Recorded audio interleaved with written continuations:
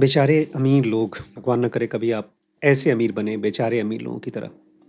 क्योंकि एक आदमी जब पैसे वाला बनता है ना, तो एक ऐसी रेस में चला जाता है, अनजाने में ही, फिर उसमें से निकल नहीं पाता। एडिक्शन की तरह हो जाता है। ये है रेस ऑफ स्टेटस। हम लोग कभी-कभी जाते हैं Rajghat basin school, Krishnamurti foundation का एक स्टडी सेंटर है। बेसिक मिनिमल कॉटेजेस है वहाँ पे। पंखा, गर्म पानी, एयर कंडीशन नहीं है, किसी भी कमरे में एयर कंडीशन नहीं है। तो गर्मियों में कोई जाता भी नहीं, बंद भी कर देते हैं। वहीं लग्ज़री होटल्स में बहुत जाने का मन करता है। सेंट्रली एयर कंडीशन्ड बुफे, इस तरह के एक्सपीरियंसेस होते हैं। लेकिन अगर आप बहुत पैसे वाले हो गए तो मुझे याद है एक बार हम लोग वहाँ गए थे, केएफआई में गए थे। एक बहुत अमीर आदमी जो 100-200 करोड़ का नेटवर्थ होगा वो भी आए। तो बजाय फाउंडेशन में रुकने के, वो रुके थे ताज में। वो आते थे, लेक्चर सुनते थे, बातचीत करते थे, फिर वापस ताज में चले जाते थे। और मुझे काफ़ी श्योर है कि इस तरह की हरकत मेरे बच्चे भी करेंगे अगर वो अफ़ोर्ड कर पाएँगे। नमस्ते, नमस्ते दोस्तों। आप सब लोगों को अमीर बनते हुए मुझे देखकर बड़ी खुशी हो रही है और बहुत दया आ रही है आप लोगों के ऊपर। ख़ास तौर से सुपुत्र मेरे सुपुत्री के ऊपर। जो भी इंसान अपने आप को अमीर धीमे-धीमे बनाना चाहता है, मैं उनसे बताना चाहता हूँ आज की क्लास में आपको आज रियल लाइफ़ स्टोरी बताऊँगा कि दुनिया के जो स्मार्टेस्ट, रिचेस्ट मैन होते हैं, वो ऐसी चीज़ें खरीदते हैं जो कंप्लीटली फ़ेक थे। इसलिए नहीं क्योंकि वो बेवकूफ़ हैं, इसलिए नहीं क्योंकि वो लोग रेकलेस हैं। बहुत भई केयरफुल थे तभी तो पैसा कमाया। केवल इसलिए क्योंकि वो जब सामान खरीद रहे थे, तो यूटिलिटी का सामान नहीं खरीद रहे थे। क्या खरीद रहे थे? स्टेटस का सामान। एक बिलियनेयर हैं, आप लोग नहीं जानते होंगे, उनका नाम है बिल कॉक। कॉक ब्रदर्स हैं बेसिकली। जैसे रिलायंस फैमिली है, ऐसे ही कॉक्स फैमिली है, ढेर सारे उनकी प्रॉपर्टीज़ हैं, बिज़नेसेस हैं। तो वो कहते हैं उनमें से एक उनका भाई है जो कि पैसा इकट्ठा करता है, एक है जो औरतें इकट्ठा करता है और इनका शौक था वाइन्स, विंटेज वाइन्स इकट्ठा करने का। और ऐसी-वैसी वाइन इकट्ठा नहीं करते थे, रेयर, हिस्टोरिक और एलीट वाइन। उनके पास एक अपना एक सेलर था जिसमें वाइन बॉटल रखी रहते थे और एक पॉइंट पर उनके पास 43,000 वाइन्स थे।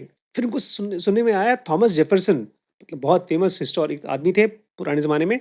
उनकी कुछ वाइन्स 4 बॉटल वाइन, उनके हाथों से उस पर सिग्नेचर हो रखा था। थॉमस जेफरसन, $4 लाख थी, बोलते हैं तो खरीदना ही खरीदना है। थॉमस जेफरसन मतलब जैसे भाई इंडिया के प्रेज़िडेंट थे। जैसे वैभव और अमन को लगता है ना कि यार ये सामान तो मुझे चाहिए ही चाहिए। अभी इनके पास पैसा नहीं है बट वेट कर रहे हैं, जैसे ही वो बाँध खुलेगा, नदी बहेगी पैसे की तो खट, खट, खट, खट ये खरीदेंगे। तो उसने क्या कहा कॉक्स ने, I got to have it, यार ये होना ही होना है मेरे पास। जैसे-जैसे हम पैसा कमाना शुरू कर देते हैं, बल्कि उससे पहले ही जब आप छोटे बच्चे होते हैं, आस-पास के लोगों को देख कर के, ख़ास तौर से अपने माँ-बाप की हैबिट्स को देख कर के, आपके अंदर में एक नशा-सा चढ़ जाता है, उसको बोलते हैं स्टेटस।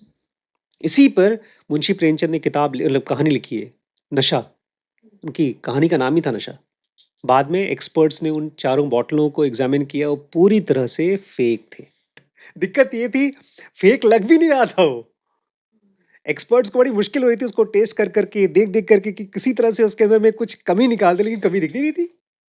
यही सबसे इम्पोर्टेंट चीज़ है, जहाँ कहीं पर भी कोई आदमी आपसे कहे, "यार आप कैसे ऐसी गाड़ी में चल सकते हैं? आप ऐसे कपड़े कैसे पहन सकते हैं? ऐसा जूता तो आपके ऊपर सूट ही नहीं करता।" जहाँ कहीं पर भी स्टेटस आ जाता है, वहाँ ब्रेन क्या करता है? Stops thinking clearly.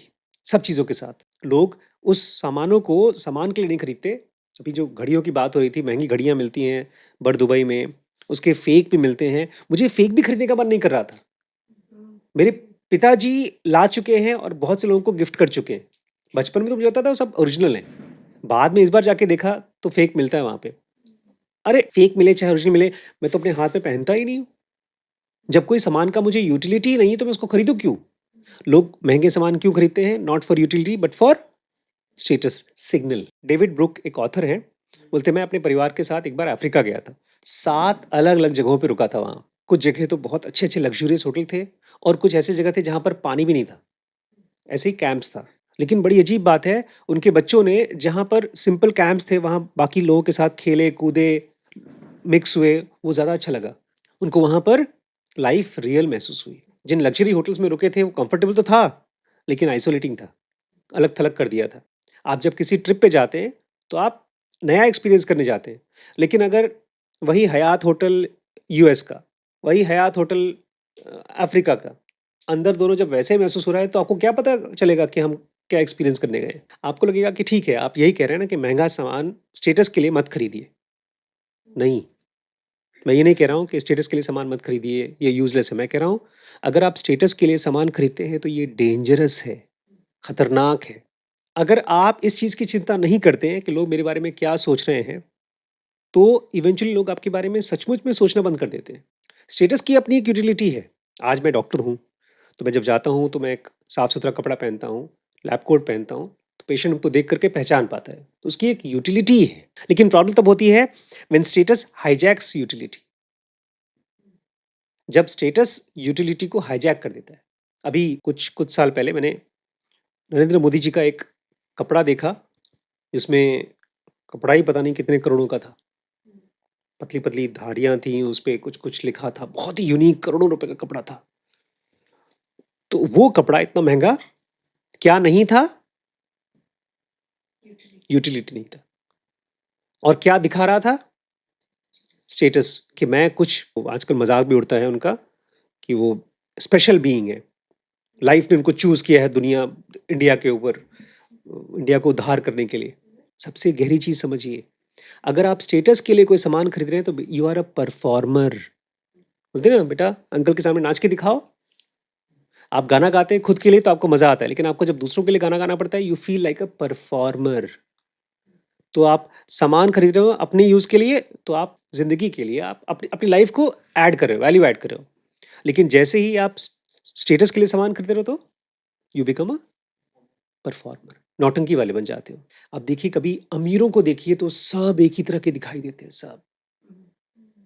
लेकिन आम आदमी की ड्रेसिंग एकदम यूनिक है, उसको आप पहचान सकते हैं अलग से। गांधी, रमण महर्षि, कृष्णमूर्ति इन सब का अपना एक कपड़ा पहनने का तरीका था, यूनिक था, उनकी अपनी आइडेंटिटी थी। लेकिन सारे अमीर वैसे ही वही ब्रांड के कपड़े पहनते हैं। एक महँगी घड़ी किसी ने पहन ली तो सबके पास वही घड़ी हो जाती है। अगर आपके पास पैसा आ रहा है, पहले आप बहुत बचपन में तो हम सब गरीब थे, फिर धीमे-धीमे अपना पैसा कमाया तो अपनी मर्ज़ी से खर्च करते हैं। लेकिन फिर भी आपके पास क्लैरिटी नहीं आ रही है, आपके अंदर में पीस नहीं आ रहा है और आप मेंटली और कन्फ्यूज़ हो रहे हैं, तो ये पैसे की दिक्कत नहीं है, ये आपकी थिंकिंग की प्रॉब्लम है। और इसी थिंकिंग को हम सॉल्व करने की कोशिश करते हैं कहाँ पर? dkbrains.com पे। ये मनी प्रॉब्लम नहीं है, क्योंकि जब पैसा आता है तो आपकी थिंकिंग को डिस्टॉर्ट कर देता है। पैसा ऐसा ही है, अगर आपको आँखों से दिख नहीं रहा है, तो आप चश्मा लगाते हैं। लेकिन अगर आप अंधे हैं, तो चश्मा लगा कर के भी ठीक नहीं हो जाएगा। Thinking is a very deep thing, उसको सीखना पड़ता है, उसके अंदर के बायसेस को पहचानना होता है। आज की क्लास का कोर है, अपने आप से पूछिए कि मैं ये सामान खरीद रहा हूँ, ये यूटिलिटी के लिए है या स्टेटस के लिए? मेरा तो अपना सिंपल रूल है, जिस चीज़ को खरीदने में मुझे दिक्कत हो रही है, मतलब मेंटली, लेकिन वो अगर आपको नहीं होगी तो मैं क्या कर सकता हूँ भाई? मतलब मुझे हो सकता है 500 के क्रीम को खरीदने में दिक्कत नहीं हो, आपको हो तो मतलब आपको नहीं होगी, मुझे होगी तो फिर कैसे करेंगे? आप लोग कैसे डिसाइड करेंगे कि स्टेटस क्या है और यूटिलिटी क्या है? देखिए, खैर आप लोग अपना डिसाइड करिए, मेरा डिसाइड है। खरीदिए, फेक चीज़ खरीदिए। मैं तो ताज्जुब कर रहा था कि लोग इतने पैसे बर्बाद कर देते हैं, उसके बाद दुखी हो जाते हैं। आप लोगों का क्या हाल है दोस्तों? आप क्या करते हैं? उस एक्स्ट्रा पैसे से? याद रखिए, आपकी लाइफ़ की क्वालिटी को और ऐड करना है वैल्यू, बस, उससे ज़्यादा नहीं। Should not make you feel superior. अगर ऐसा कर रहा है आपका सामान, इसका मतलब आपके साथ कुछ गड़बड़ हो रहा है। बेचारे अमीर लोग, भगवान ना करे कभी आप ऐसे अमीर बने, बेचारे अमीर लोगों की तरह। क्योंकि एक आदमी जब पैसे वाला बनता है ना, तो एक ऐसी रेस में चला जाता है, अनजाने में ही, फिर उसमें से निकल नहीं पाता। एडिक्शन की तरह हो जाता है। ये है रेस ऑफ स्टेटस।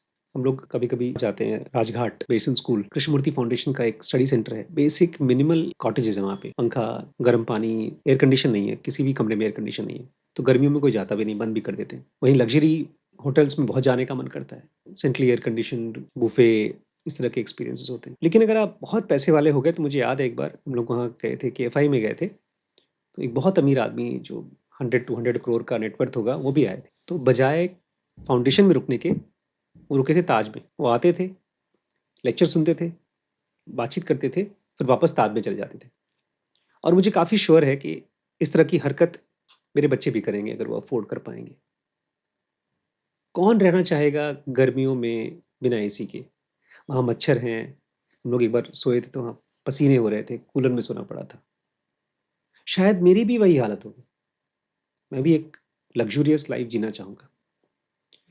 लेकिन इसकी एक लिमिट होनी चाहिए क्योंकि लग्ज़री कब शुरू होती है, क्योंकि यूटिलिटी और स्टेटस के बीच में लग्ज़री कहाँ चालू होती है और कहाँ पर पागलपन बन जाता है, वो आदत बन जाती है।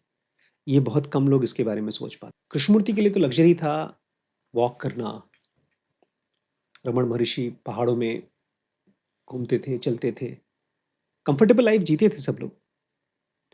लेकिन वो लोग सचमुच में अमीर थे, उनके पास पैसे थे, लेकिन पैसे से वो कभी भी स्टेटस नहीं आप खोज सकते। कृष्णमूर्ति मर्सिडीज़ में चलते थे, रमण महर्षि तो कहीं चलते ही नहीं थे, मतलब कहीं गाड़ी में बैठते नहीं थे, भीख भीख माँग के खाना खाते थे, बहुत बड़ा-सा आश्रम है।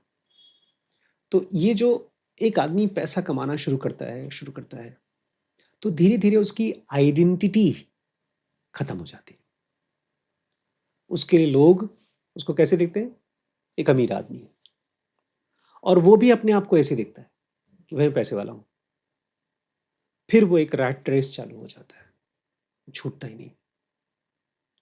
लेकिन अगर आप अवेयर हैं, इस चीज़ को पहले से ही समझते हैं, तो आप पैसा कमाएँगे, लेकिन एक एक ऐसा इंसान होंगे जो दुनिया में चेंजेस लाएगा। लोग आपको पसंद करेंगे। तो इस प्रॉब्लम को, इस रैट रेस को हम बोलते हैं यूटिलिटी वर्सेस स्टेटस। बड़ी अच्छी चीज़ है। डेफिनिशन से आप अगर स्टेटस बोलते हैं ना, इसका स्टेटस क्या है? क्या होता है स्टेटस? कितना अमीर है ये नहीं होता। बहुत से ऐसे लोग भी हैं जिनके पास बहुत पैसे नहीं हैं, तो वो लोन लेकर के इतना ऐसा सामान दिखाते हैं लोगों को कि हम ज़्यादा अमीर हैं।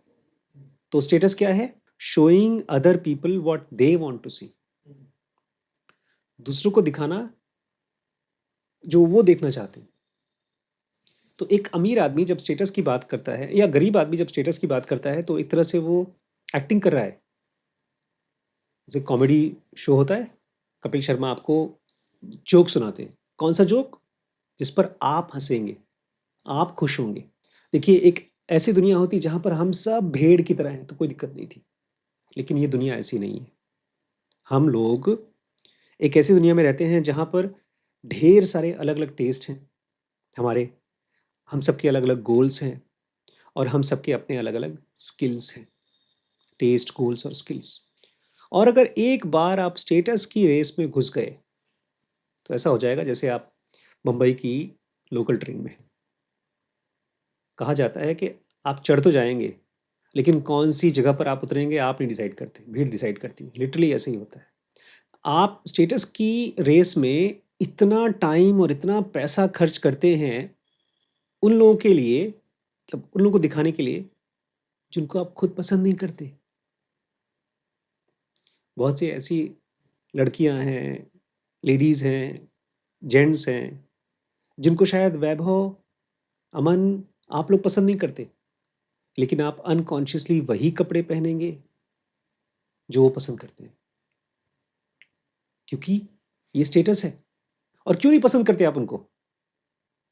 क्योंकि वो हमसे अलग हैं और जब हम उन्हीं के पसंद के हिसाब से कपड़े पहनेंगे तो हमारी लाइफ कन्फ्यूज़िंग हो जाएगी।